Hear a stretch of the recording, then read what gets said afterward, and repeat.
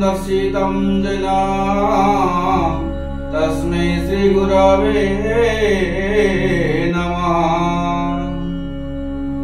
ॐ शुक्लं ब्रह्मा विचारसार परममध्यं जगद्व्यापिनी वीणा पुस्तकधारिणी भेदं जात्यन्धकारवहम्।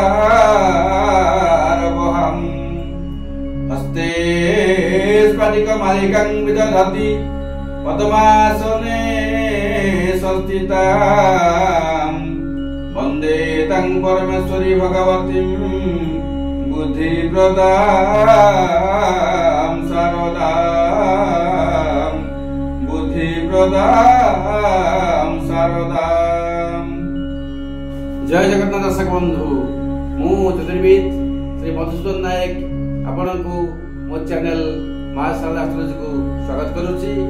प्रतिदिन भली आज आमे आलोचना करिबा हमर पंचांग विषय एवं राशिफल एवं तत्परे किछि वास्तु टिप्स दिया जिवो। प्रथमे आसन जानिबा दैनन्दिन जीवनर आज पंजिका विषय। आज हेउछि 2025 मसिया अक्टोबर मास 10 तारिख शुक्रवार। सौरमान कन्या 24 दिन और चांद्रियमान कार्तिक मास कृष्ण पक्ष चतुर्थी रात्र 10 घंटा 32 मिनिट पर्यंत भोग करुछि। आज नक्षत्र कृतिका नक्षत्र रात्र 8 घंटा 55 मिनिट पर्यंत एवं चंद्रमा रहउछन्ति वृष राशि रे संपूर्ण 60 घंटा भोग करिवो। आज घातबार बिछा धनु और मीन राशि अछि एवं घाचंद्र बिछा राशि अछि।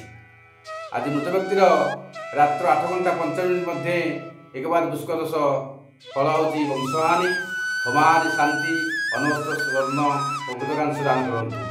जड़े भल ग्रहपुर को डाकी द्वारा ये कर्म कराइले आपण मंगल हम।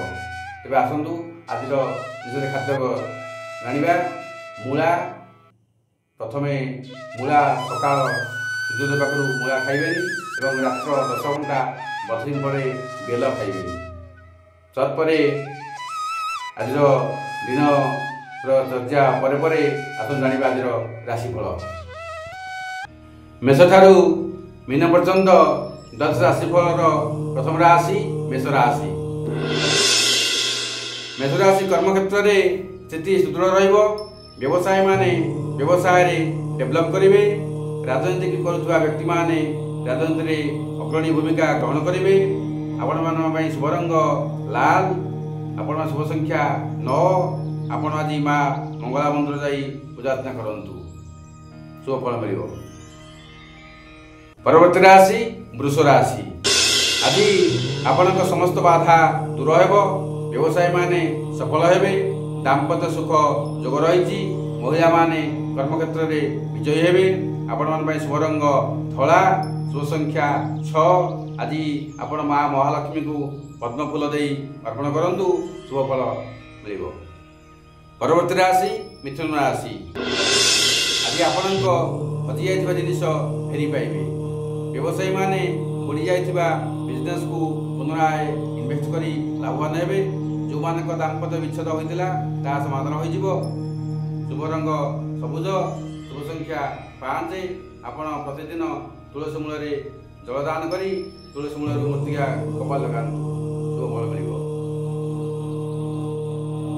परवर्ती राशि कर्कट राशि। आज आपण दिनटी वाद विवाद गति कर। व्यवसायी माने क्षति सहिबे। आज कौन गुरुत्वपूर्ण निष्पत्ति नियंतु नाही। महिला माने विव्रत रहिबे। आपण मान शुभ रंग धला, शुभ संख्या 2 और 7। आज आपण महादेव को जलादिवास करंतु, शुभ फल मिलिबो। परवर्ती राशि सिंह राशि। आज आपणक आर्थिक क्षेत्र में दिने अत्यंत शुभ घटिबो। आय विभिन्न सूत्र हेबो। व्यवसाय क्षेत्र में मध्य शुभ रहिबो। दाम्पत्य संपर्क सुदृढ़ रहिबो। महिला माने धार्मिक पीठ को भ्रमण कर जाई पारंती। आपण माने शुभ रंग रही लाल, शुभ संख्या 1। आपण सूर्य को जलार्घ्य दान करंतु, शुभ फल प्रदान करिवे। परवर्ती राशि कन्या राशि। पारिवारिक समस्या दूर हेबो, किंतु କିନ୍ତୁ ସ୍ୱାସ୍ଥ୍ୟ ପାଇଁ ଆଜି ଦିନଟି ଏତେ ଭଲ ରହିବ ନାହିଁ। ସ୍ୱାସ୍ଥ୍ୟ ଖରାପ ହୋଇଯାଇପାରେ। ବ୍ୟବସାୟୀମାନେ ମନ ଲଗାଇ କାମ କରିବେ, ମହିଳାମାନେ ବିରକ୍ତି ପ୍ରକାଶ କରିବେ।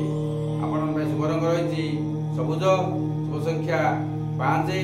ଆଜି ଆପଣ ଗଣେଶଙ୍କୁ ପ୍ରସାଦ ଭୋଗ କରନ୍ତୁ, ଭଲ ରହିବ। ପରବର୍ତ୍ତୀ ରାଶି ତୁଳା ରାଶି। ଆଜି ଦିନଟି ଆପଣଙ୍କୁ ଶୁଭ ଫଳ ପ୍ରଦାନ କରିବ। କର୍ମ, ବାଣିଜ୍ୟ, ବ୍ୟବସାୟ କ୍ଷେତ୍ରରେ ଆର୍ଥିକ ଲାଭ ମିଳିବ। ପୂର୍ବରୁ ଯେଉଁମାନଙ୍କ ଦେହ ଖରାପ ଥିଲା ତାଙ୍କର ସ୍ୱାସ୍ଥ୍ୟ ଅବସ୍ଥା ଧୀରେ ଧୀରେ ଭଲ ହୋଇଯିବ। ଆପଣମାନେ ଶୁଭ ରଙ୍ଗ ଧଳା, ଶୁଭ ସଂଖ୍ୟା 6। ଆପଣ ଗଜଲକ୍ଷ୍ମୀ ବା ଲକ୍ଷ୍ମୀନାରାୟଣ ଫଟୋ ରଖି ପୂଜା କରନ୍ତୁ, ଆପଣଙ୍କୁ ଶୁଭ ଫଳ ପ୍ରଦାନ କରିବେ। ପରବର୍ତ୍ତୀ ରାଶି ବିଛା ରାଶି। ଆଜି ଆପଣ ସ୍ୱାସ୍ଥ୍ୟ ପାଇଁ ଚିନ୍ତିତ ରହିବେ। ଆପଣଙ୍କ ପରିବାରରେ କିମ୍ବା ଭାଇ ବନ୍ଧୁ କୁଟୁମ୍ବ ମଧ୍ୟରେ ଜମିବାଡ଼ିକୁ ନେଇ ବାଦ ବିବାଦ ହୋଇପାରେ। ବ୍ୟବସାୟୀମାନେ ଲସ୍ କରିବେ। ପ୍ରେମରେ ସଫଳ ହେବେ। ମହିଳାମାନେ ଗୁପ୍ତ ରୋଗୀ ହେବେ। ଶୁଭ ରଙ୍ଗ ରହିଛି ଲାଲ, ଶୁଭ ସଂଖ୍ୟା 9। ଆପଣ ହନୁମାନ ଚାଳିଶା ପାଠ କରନ୍ତୁ, ଆପଣଙ୍କୁ ଶୁଭ ଫଳ ପ୍ରଦାନ କରିବେ। ପରବର୍ତ୍ତୀ ରାଶି ଧନୁ ରାଶି। କିଛି ଲୋକ ଆପଣଙ୍କ ପଛରେ ରହି ଶତ୍ରୁତା କରିବେ। ପାରିବାରିକ ଓ ବ୍ୟବସାୟ କ୍ଷେତ୍ରରେ ଅସୁବିଧା ଦେଖାଦେବ। ବିଦ୍ୟାର୍ଥୀ ଓ ମହିଳା ପରୋପକାରୀ ହେବେ। ଆପଣଙ୍କ ପାଇଁ ଶୁଭ ରଙ୍ଗ ରହିଛି ହଳଦୀ, ଶୁଭ ସଂଖ୍ୟା 3। ଆଜି ଆପଣ ରାଧାକୃଷ୍ଣ ଉପରେ ତୁଳସୀ ଚଢ଼ାନ୍ତୁ, ଆପଣଙ୍କ ଶୁଭ ପ୍ରକାଶ କରିବ। ପରବର୍ତ୍ତୀ ରାଶି ମକର ରାଶି।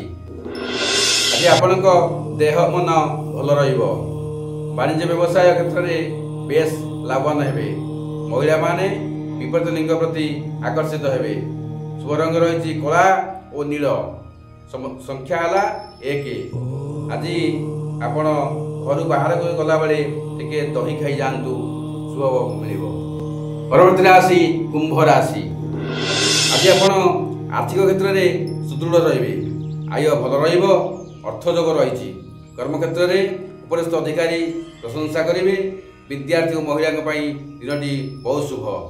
ଆପଣମାନେ ଶୁଭ ରଙ୍ଗ ହେଲା କଳା, ଶୁଭ ସଂଖ୍ୟା 8। ଆଜି ଆପଣ କଳା କାଉ କିମ୍ବା କଳା କୁକୁରଙ୍କୁ ଖାଇବାକୁ ଦିଅନ୍ତୁ, ଶୁଭ ଫଳ ମିଳିବ। ପରବର୍ତ୍ତୀ ରାଶି ରାଶିଚକ୍ରର ଶେଷ ରାଶି ମୀନ ରାଶି। ଆଜି ଖର୍ଚ୍ଚାନ୍ତ ହେବେ। ଅର୍ଥ ଖର୍ଚ୍ଚରୁ ମାନସିକ ଅସ୍ଥିରତା ବୃଦ୍ଧି ହେବ। ସ୍ୱାସ୍ଥ୍ୟ ସମସ୍ୟା ଦେଖାଦେବ। ବିଦ୍ୟାର୍ଥୀମାନେ ପାଠପଢ଼ାରେ ମନ ଲଗାଇବେ। ଆପଣମାନେ ଶୁଭ ରଙ୍ଗ ରହିଛି ହଳଦୀ, ଶୁଭ ସଂଖ୍ୟା 3 ଓ 7। ଆପଣ ଆଜି ଭିକାରୀମାନଙ୍କୁ କିଛି ଖାଇବାକୁ ଦିଅନ୍ତୁ, ଆପଣଙ୍କର ଶୁଭ ଫଳ ପ୍ରଦାନ କରିବେ। ଦ୍ୱାଦଶ ରାଶିଫଳ ପରେ ପରେ ଆଜି ଆସନ୍ତୁ ଶୁଣିବା ଏକ ଆମର ବାସ୍ତୁ ବିଚାରରେ ଗୃହ ନିର୍ମାଣ ପାଇଁ ଭୂଖଣ୍ଡ କିପରି ବାଛିବେ। ଆମେ ପ୍ରତ୍ୟେକ ମଣିଷ ପାଇଁ ଗୋଟିଏ ଘର ନିହାତି ଦରକାର।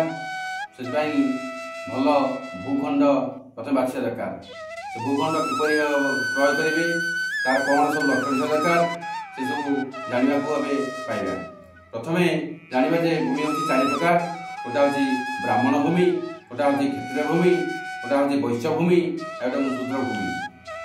ଏଠୁ ଜାଣନ୍ତୁ କ'ଣ ଯେ ଯେଉଁ ଭୂମି ଶୁକ୍ଳବର୍ଣ୍ଣ କଷା ସୁଗନ୍ଧଯୁକ୍ତ ତାହା ବ୍ରାହ୍ମଣ ଭୂମି ଓ ସୁଖ ପ୍ରଦାନ କରେ। ଏଇଟା ଯେଉଁ ଭୂମି ଲାଲ ବର୍ଣ୍ଣ ଖଟା ଓ ରକ୍ତଗନ୍ଧଯୁକ୍ତ ତାହା କ୍ଷତ୍ରିୟ ଭୂମି, ଏହା ରାଜ୍ୟ ପ୍ରଦାନ କରେ। ଯେଉଁ ଭୂମି ହରିଦ୍ରା ବର୍ଣ୍ଣ କ୍ଷୀରଗନ୍ଧା ପିତା ତାହା ବୈଶ୍ୟ ଭୂମି, ଏହା କ'ଣ କରେ ନା ଧନ ପ୍ରଦାନ କରେ। କିନ୍ତୁ ଯେଉଁ ଭୂମି କଳା ବର୍ଣ୍ଣ ଦୁର୍ଗନ୍ଧଯୁକ୍ତ ମିଠା ତାହା ଶୂଦ୍ର ଭୂମି, ଏହାକୁ ପ୍ରୟୋଗ କରିବା ଉଚିତ ନୁହଁ। ତେଣୁକରି ଆପଣ ଜାଣିଲେ ଯେ 4 ଭୂମି କିପରି ଆପଣ ଚୟନ କରିବେ, ତାପରେ ଆପଣ ଘର କରିବା ପାଇଁ ଚେଷ୍ଟା କରିବେ। କିନ୍ତୁ ଆପଣ ଯେତେବେଳେ ଜାଗା ଠିକ୍ ନ କରିଛନ୍ତି ସେ ପର୍ଯ୍ୟନ୍ତ ଘର ତିଆରି କରନ୍ତୁ ନାହିଁ। ଜାଗା ତିଆରି ଯେତେବେଳେ ସ୍ଥିର କରିସାରିବେ ତା ଉପରେ କ'ଣ କରିବେ ନା ପ୍ରଥମେ ଆମର ନେବେ ଖସା, ଯେଉଁଟା କହନ୍ତି ଖସାକୁ ନେବେ। ସେ ଖସାକୁ ନେଇ ବୁଣିଦେବେ। ଖସାରେ ଗଛ ହେଇଯିବ, ତା ଉପରେ ଗୋରୁମାନଙ୍କୁ ଛାଡ଼ିଦେବେ। ଗୋରୁ ଖାଇବେ, ତା ଦେହରେ ଝାଡ଼ା କରିବେ, ପରିସ୍ରା କରିବେ। ଯାହାଫଳରେ ସେ ବାସ୍ତୁ ସେ ଜାଗାରେ କ'ଣ ହେବ ନା ଆମର ପରିଷ୍କାର ହେଇଯିବ ଏବଂ ପବିତ୍ର ହେଇଯିବ। ତାପରେ ଆପଣ ଘର କରିବେ। आज जानले ये आमर भूमि को चयन करेंगे तेरे आसतु आज कार्यक्रम को सारिया पूर्व आपण को धन्यवाद मो चैनल देखि